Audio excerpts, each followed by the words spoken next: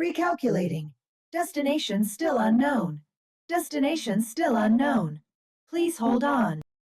Ever heard of Abraham? Nope, sounds boring. Oh, you better stay awake. His journey makes the best adventure stories look dull. I am Abraham, a descendant of Noah. And this is my story. One night, God spoke to me. Abram, leave your country, your people, and your father's household. I will make you into a great nation. I will bless you. Through you, the whole world will be blessed. So naturally I asked, where is this new place? And God says, A place I will show you. you can imagine my frustration. I'm 75. Most men my age are slowing down, retiring. But me, I was about to start over in a place I didn't even know existed.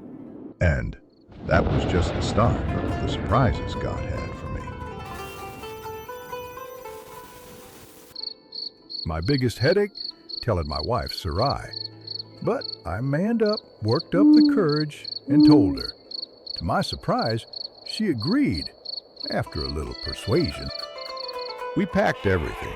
Tents, livestock, servants, Sarai, my dear wife, and Lot, my nephew.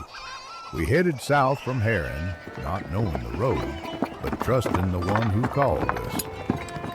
When we reached Shechem, under the great tree of Moreh, God appeared again and said, To your descendants, I will give this land.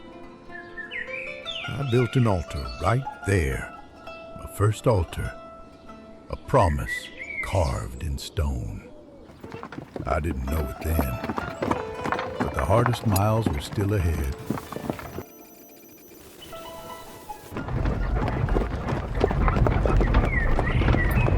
We kept moving. Bethel, Ai, the Negev. Wherever I pitched my tent, I built an altar and called on the Lord's name.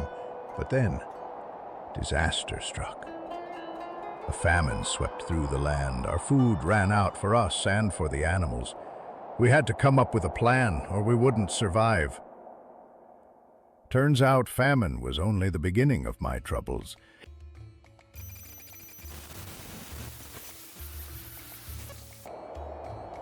We headed for Egypt. We had no choice, but then, another problem. My wife, Sarai, was stunning. I mean, out of this world beautiful.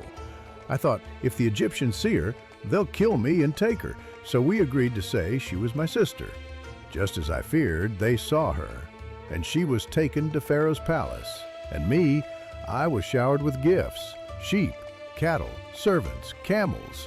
I was furious, but there was nothing I could do. But Pharaoh's palace was about to feel it.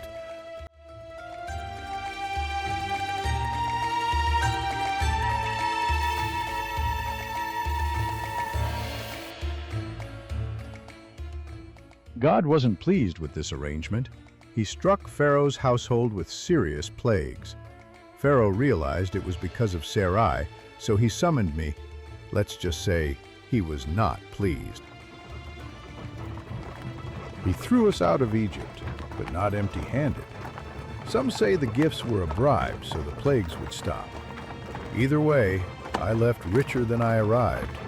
We were out of Egypt, but my journey was far from over.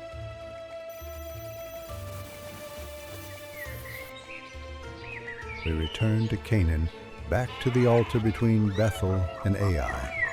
I called on the Lord again, the same God who called me out, who protected Sarai, who kept his promise even when I messed up.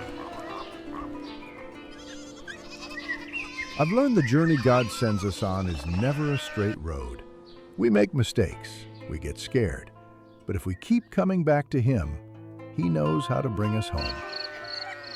This is part 1 of my story. Come back next week.